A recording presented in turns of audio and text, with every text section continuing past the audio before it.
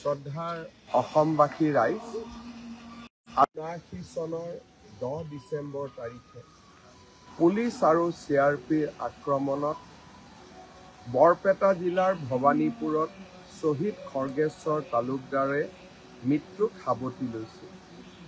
সিদিনাখন আছিল অসমৰ বুৰঞ্জীৰ এটা ঘৃণনীয় দিন। ফখৰুদ্দিন আলী আহমেদৰ পত্নী বেগম আবিদা আহমেদে লাখটকীয়াৰ ঘৰৰ পৰা 1983 চনৰ অবৈধ, যাক অসমৰ ৰাইজে অবৈধ বুলি ঘোষণা কৰিছিল, প্ৰাৰ্থী হ'বলৈ কাকো মানা কৰিছিল, পুলিচ CRPলৈ মনোনয়ন পত্ৰ দিবলৈ ওলাই গৈছিলে। ময়ো আছিলোঁ লাখটকীয়াত, তেতিয়া অকণমান ক্লাছ 5ৰ ষ্টুডেণ্ট। আমাক পুলিচ CRPয়ে পিটিছিলে আৰু বেগম আবিদা আহমেদ বৰপেটালৈ যাত্ৰা কৰিছিলে। ভৱানীপুৰত খৰ্গেশ্বৰ তালুকদাৰ অজস্ৰজনে বাধা দিছিলে আৰু বাধা অতিক্ৰম কৰি বেগম আবিদা আহমেদে বৰপেটা লোকসভা সমষ্টিৰ বাবে কংগ্ৰেছ দলৰ হৈ মনোনয়ন দিছিলে।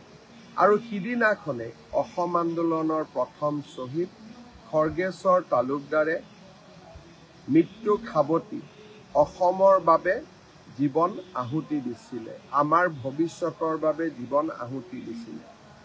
10 ডিচেম্বৰৰ দিনটো সেয়েহে আমি শ্বহীদ দিৱস পালন কৰোঁ।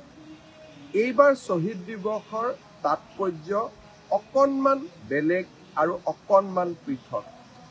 আজি এই শ্বহীদ দিৱসৰ অহাকালি শ্বহীদ দিৱসৰ স্মৰণীয় দিনটোত আমি এই শ্বহীদ স্মাৰক উদ্বোধন কৰিম। অসম খৰ্গেশ্বৰ তালুকদাৰৰ মৃত্যুৰ প্ৰায় 45 বছৰ পিছত প্ৰথমবাৰৰ বাবে চৰকাৰে এটা সুন্দৰ শ্বহীদ স্মাৰক নিৰ্মাণ কৰি উলিয়াইছে, যাক আপোনালোকে দেখিলে গৌৰৱ অনুভৱ কৰিব। আৰু মই আপোনালোকক এই শ্বহীদ স্মাৰক চাবলৈ আমন্ত্ৰণ জনাম। এই শ্বহীদ স্মাৰক আমি গুৱাহাটীৰ বৰাগাঁৱত আমি নিৰ্মাণ কৰিছোঁ। 116 বিঘা মাটিত আপোনালোকে চাব পাৰে এই সুন্দৰ চৌহদ 116 বিঘা মাটি। শ্বহীদ স্মাৰকত প্ৰৱেশ কৰাৰ লগে লগে এখন সুন্দৰ প্ৰৱেশ দ্বাৰ পাব আৰু প্ৰৱেশ দ্বাৰত প্ৰৱেশ কৰাৰ লগে লগে এই শ্বহীদ স্মাৰক জ্যোতিটোত আপোনালোকে শ্ৰদ্ধা নিবেদন কৰিব পাৰিব। আজি সন্ধিয়া 4 বজাত আমি এই শ্বহীদ স্মাৰক জ্যোতিত অগ্নি সংযোগ কৰি অসমীয়া জাতিৰ মুক্তিৰ অগ্নিশিখাডাল সদায়ৰ বাবে জ্বলাই ৰখাৰ প্ৰচেষ্টা কৰিম। এতিয়া মই আপোনালোকক লৈ যাব খুজিম শ্বহীদ স্মাৰকৰ ভিতৰ ভাগলৈ। তাতে আমি কি কৰিব খুজিছোঁ, আপোনালোকে যেতিয়া শ্বহীদ স্মাৰকলৈ উঠি যাব, আপোনালোকে প্ৰৱেশদ্বাৰত এই ধৰণে পানীৰ কুঁৱেৰা বা জলপ্ৰবাহ আপোনালোকে দেখিবলৈ পাব। আৰু প্ৰৱেশদ্বাৰত সোমোৱা এই গোটেই ব্যৱস্থাটো অত্যন্ত গাম্ভীৰ্যপূৰ্ণ, বিশাল আৰু ই অসমৰ বিশালতাত এক প্ৰকাৰ প্ৰকাশ কৰিছে। আমি যিমানে ওচৰলৈ কাষ চাপি আহিছোঁ, সুন্দৰ শ্বহীদ স্মাৰক আপোনালোকে দেখা পাইছে। আৰু এনেকৈ প্ৰায় 100 মিটাৰ খোজকাঢ়ি আমি মূল শ্বহীদ স্মাৰকত প্ৰৱেশ কৰিব পাৰিম। আৰু এই শ্বহীদ স্মাৰক নিৰ্মাণ কৰোঁতে অসম চৰকাৰে প্ৰায় 178 কোটি টকা ব্যয় কৰিছে। আৰু ইয়াত আমি যিমান পাৰিছোঁ অসম আন্দোলনৰ স্মৃতিত জীয়াই ৰখাৰ বাবে প্ৰচেষ্টা কৰিছোঁ। 100 মিটাৰ খোজকাঢ়ি অহাৰ পিছত মই আকৌ এবাৰ দেখুৱাইছোঁ আপোনালোকক কেনেকৈ আমি প্ৰৱেশ কৰিম। আৰু ইয়াৰ পৰা আপোনালোকে অকণমান আমি আকৌ পিছলৈ ঘূৰি চাইছোঁ। সুবিশাল প্ৰৱেশদ্বাৰ, প্ৰৱেশদ্বাৰৰ পৰা আমি 100 মিটাৰ খোজকাঢ়িছোঁ। মাজত জলপ্ৰবাহ, ফুৱেৰা আদি নিৰ্মাণ কৰা হৈছে আৰু আপোনালোক এনেকৈ খোজকাঢ়ি সোমাই আহিব পাৰিব।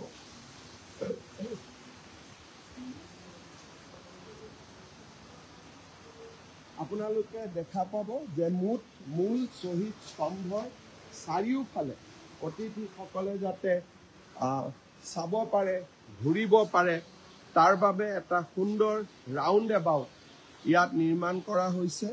আৰু এই ৰাউণ্ড এবাউটটোত যেতিয়া আমি খোজকাঢ়ি যাম তেতিয়াহ'লে আপোনালোকে গুৱাহাটীৰ সৌন্দৰ্য উপভোগ কৰিব পাৰিব। আমি এই ধৰণে ৰাউণ্ড এবাউটলৈকে যাম, বহিব পাৰিব। আমি ইয়াতে বহি শ্বহীদসকলৰ প্ৰতি শ্ৰদ্ধা নিবেদন কৰিব পাৰিম। আৰু এই ৰাউণ্ড এবাউটটোৰ উপৰিও মই ইয়াৰ পৰাই আপোনালোকক দেখুৱাইছো, এই গোটেই পানীৰ মাজত নিৰ্মাণ কৰা এই শ্বহীদ বাকৰিটোৰ চাৰিওফালে এটা আমি চাইকেল ট্ৰেক বনাইছো, যাতে ৰাতিপুৱা আমি চাইকেল মাৰিব পাৰো, মৰ্ণিং ৱাক কৰিব পাৰো।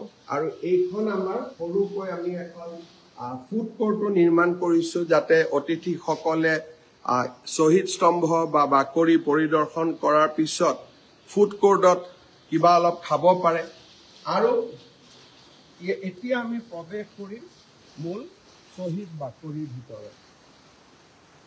আমি শ্বহীদ বাকৰিত এনেকৈ প্ৰৱেশ কৰিম, সুন্দৰভাৱে আমি শাৰী পাতি প্ৰৱেশ কৰিব পৰা আমি ব্যৱস্থা ৰাখিছো।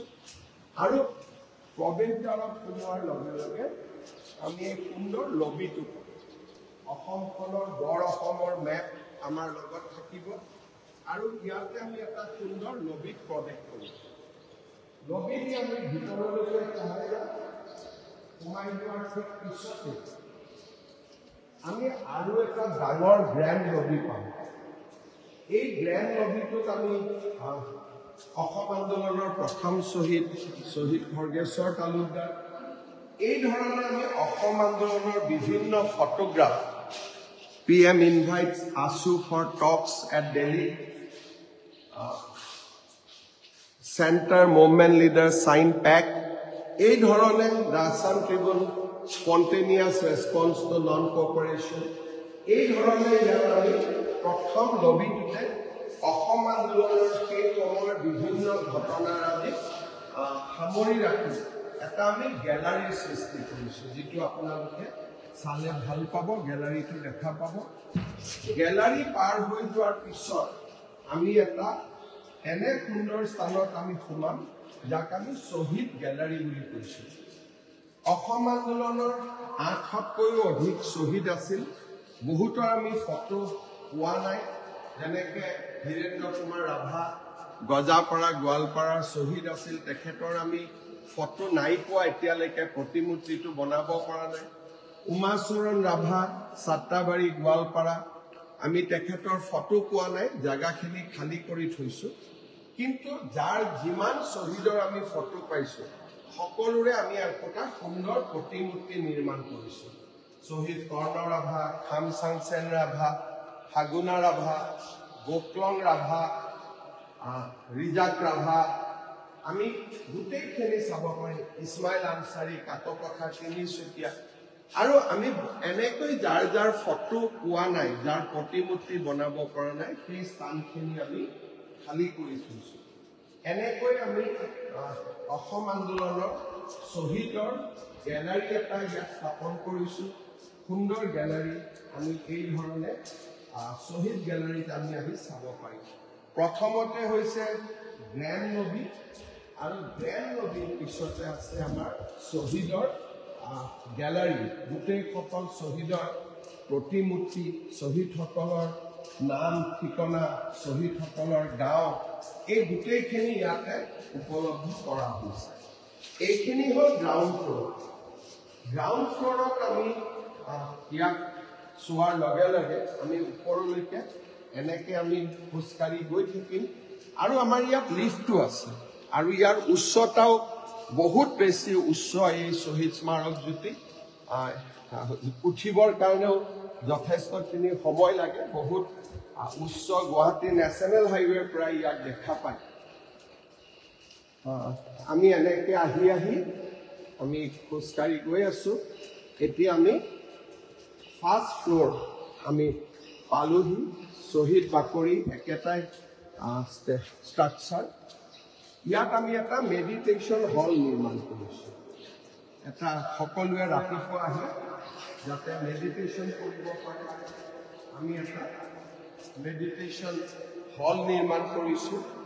আৰু এই মেডিটেশ্যন হলটোত আমি ৰাতিপুৱা বিভিন্ন ধৰণৰ মেডিটেশ্যন কৰিব পাৰিম আৰু এই গোটেই অনুষ্ঠানটো গাম্ভীৰ্য আমি ইয়াত অক্ষুণ্ণ ৰাখিব পাৰিম।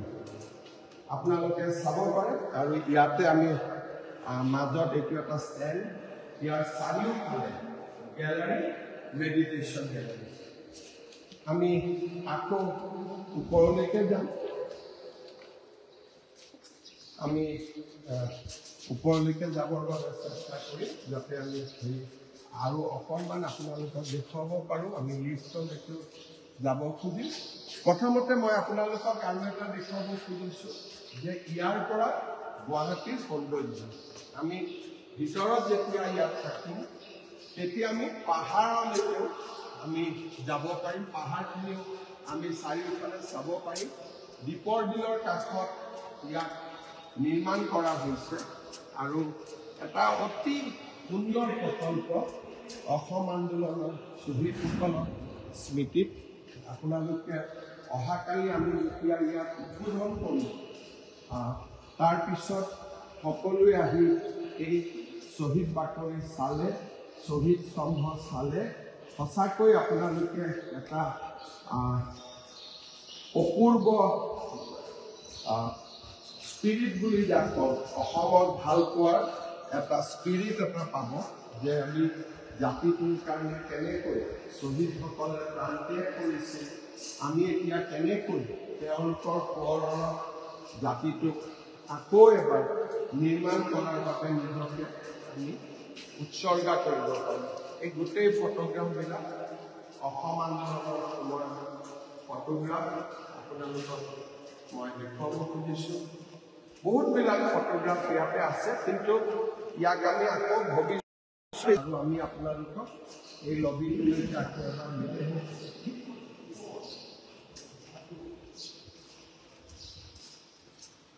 হয়। এতিয়া আমি আকৌ আপোনালোকক বাহিৰলৈকে লৈ আহিছোঁ।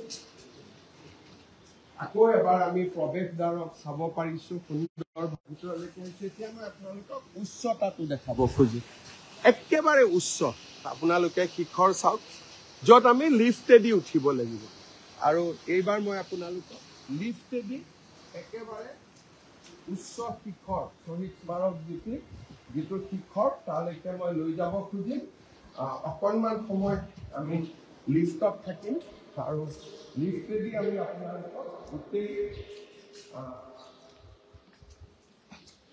যিটো একেবাৰে হাই পইণ্ট বুলি কয় শিখৰ হয় তালৈকে আমি আপোনালোকক লৈ যাম।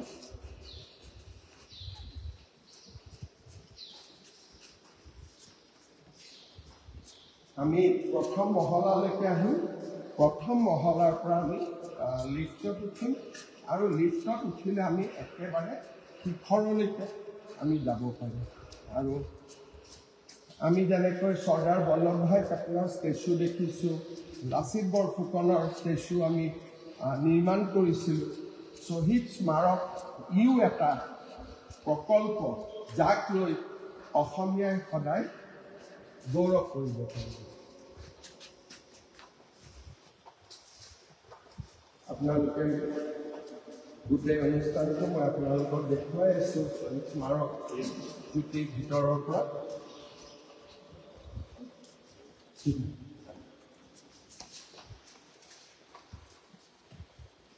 মই বিচাৰি পাওঁতে মোৰে কষ্ট হৈছে।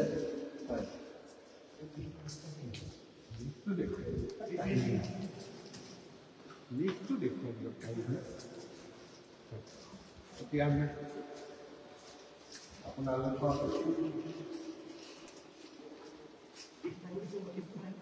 হয়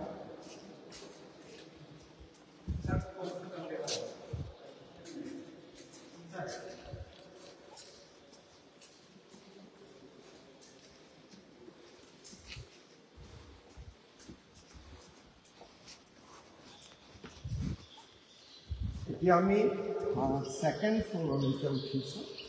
এই গোটেই শ্বহীদ বাকৰিটো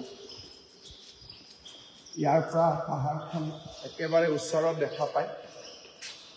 লগত এইটো চাইকেল ষ্টেণ্ড। ইয়াত আমি গেলাৰী এটা বনাইছোঁ সন্মুখত মিউজিকেল ফাউণ্টেন থাকিব আপোনালোকে নাৱত মানুহকেইজন দেখা পাইছে তাৰ কাষতে সেইটো মিউজিকেল ফাউণ্টেন য'ত নেকি অসম আন্দোলনৰ লগত জড়িত গীত মাত পৰিৱেশিত হ'ব আৰু এই গেলাৰীটোৰ পৰা আপোনালোকে সন্ধিয়া এই মিউজিকেল ফাউণ্টেনটো উপভোগ কৰিব পাৰিব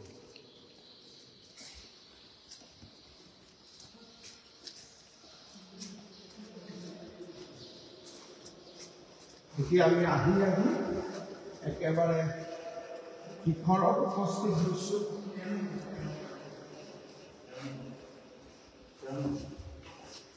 এতিয়া আমি লিফ্টত প্ৰৱেশ কৰিম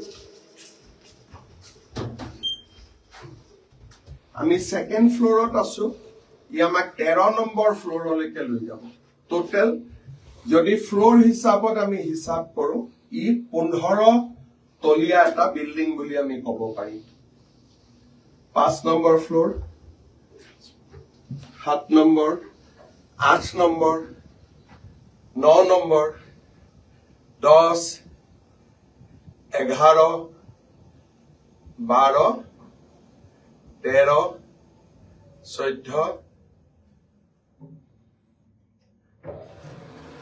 14 খোজকাঢ়ি আমি 2 ফ্লোৰ উঠিব লাগিব আৰু 2 পৰা 13 লৈ আমি লিফ্টেদি উঠিম এতিয়া ইয়াৰ পৰা আপোনালোকে চাওক সেইখন প্ৰৱেশদ্বাৰ এইখন ফুড কোৰ্ট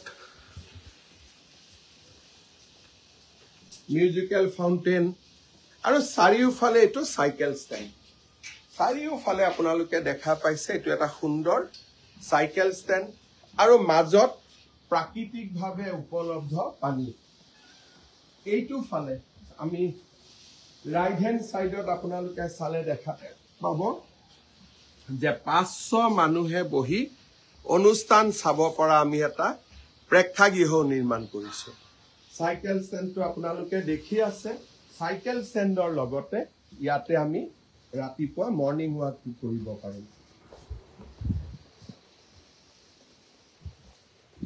মোৰ ভাগৰে লাগি গৈছে 2 ফ্লোৰ আমি উঠিছো তাৰ পিছত 13টা ফ্লোৰ লিফ্টত আহিছো আৰু ইয়াৰ পৰা মোৰ ওচৰত মই দেখুৱাম এখন সুন্দৰ গেট প্ৰৱেশদ্বাৰৰ সন্মুখতে জয়াই অসমেৰে আমি আপোনালোকক ইয়াত আদৰণি জনাম আৰু শহীদ স্মাৰক জ্যোতি মই দেখুৱাইছিলো কি সদায় অগ্নিশিখাডাল জ্বলি থাকিব আমাৰ অসমৰ জাতীয় জীৱনৰ যি বিকাশ প্ৰগতি মুক্তিৰ আকাংক্ষা কি সদায় প্ৰজ্বলিত হৈ থাকিব শহীদ স্মাৰক জ্যোতি সন্ধিয়া আজি আমি 4 বজাত এই শহীদ স্মাৰক জ্যোতিত অনল সংযোগ কৰিম ইয়াতে পিছলৈ মোৰ মনত ইচ্ছা থাকিব নাও বা বোটিং আদিৰো যদি আমি ব্যৱস্থা কৰিব পাৰো কাৰণ প্ৰাকৃতিক এইটো পানী আৰু এই পানীখিনিক আমি আৰু অলপ শোধন কৰিলে হয়তো আমি ভৱিষ্যতে নাও আদিও আনিব পাৰিম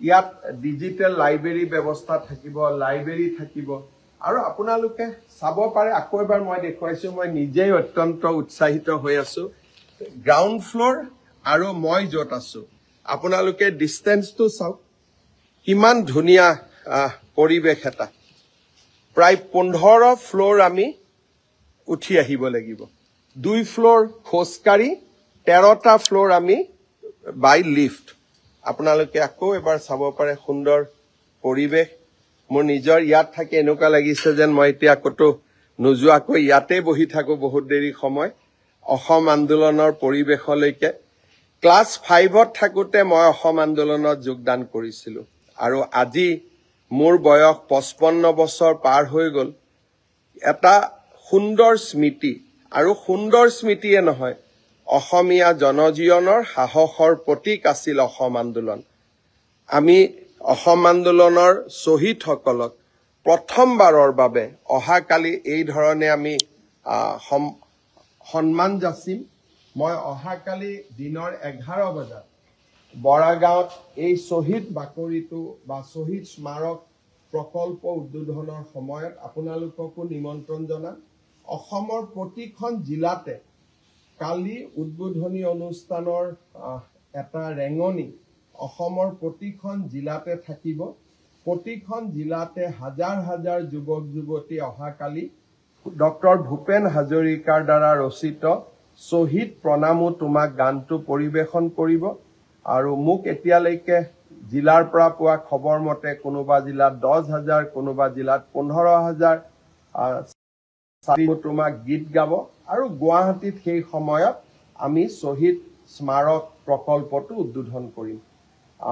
আজি সঁচাকৈয়ে মই অসমীয়া হিচাপে গৰ্বিত যে এটা কৃতজ্ঞ জাতিয়ে অহাকালি অসম আন্দোলনৰ শ্বহীদসকলক সন্মান জনাব, অসম আন্দোলনৰ শ্বহীদসকলক সদায় জীয়াই ৰখাৰ বাবে সংকল্প ল'ব।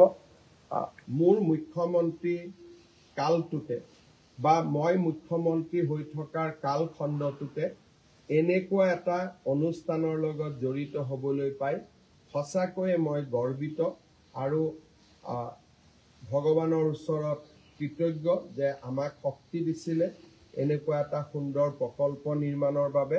মই প্ৰকল্পটোৰ বিষয়ে আৰু এবাৰ চমুকৈ কৈ আপোনালোকৰ পৰা বিদায় ল'ম। এই প্ৰকল্পটো গুৱাহাটীৰ বৰাগাঁৱত, য'ত নেকি আমাৰ বহুত কেইখন শিক্ষানুষ্ঠান আছে, অনুষ্ঠানটোৰ ওচৰতে 116 বিঘা মাটিত এই প্ৰকল্পটো নিৰ্মাণ কৰা হৈছে। ৰাজ্য চৰকাৰে 178 কোটি টকা ব্যয় কৰিছে। প্ৰকল্পটোত এটা সুন্দৰ প্ৰৱেশদ্বাৰ নিৰ্মাণ কৰা হৈছে, আপোনালোকক আদৰণি জনাব। সোমাই আহি এন্ট্ৰেন্স লবি পাম, য'ত নেকি অসম আন্দোলনৰ বহুত পুৰণা ফটোগ্ৰাফ পেপাৰ্ছ আমি প্ৰদৰ্শিত কৰিছোঁ। তাৰপিছত আমি ইণ্টাৰপ্ৰিটেশ্যন হল এটা পাম, অসম আন্দোলনৰ বিষয়ে ৰাইজক অৱগত কৰিব। মাৰ্টায়াৰ্ছ গেলাৰী মই আপোনালোকক দেখুৱাইছোঁ, মেডিটেশ্যন হল আপোনালোকক দেখুৱাইছোঁ। চাৰিওফালে আমি নিৰ্মাণ কৰা যিটো ৱাটাৰ বা জল সংৰক্ষণৰ দুটা ডাঙৰ ডাঙৰ পুখুৰী দুইফালে, তাক আমি দেখুৱাইছোঁ। ফুড কোৰ্ট মই আপোনালোকক দেখুৱাইছোঁ। নিৰ্মাণৰত সুন্দৰ অডিটৰিয়াম আপোনালোকক দেখুৱাইছোঁ। গেলাৰীৰ সৈতে মিউজিকেল ফাউণ্টেইন মই আপোনালোকক দেখুৱাইছোঁ।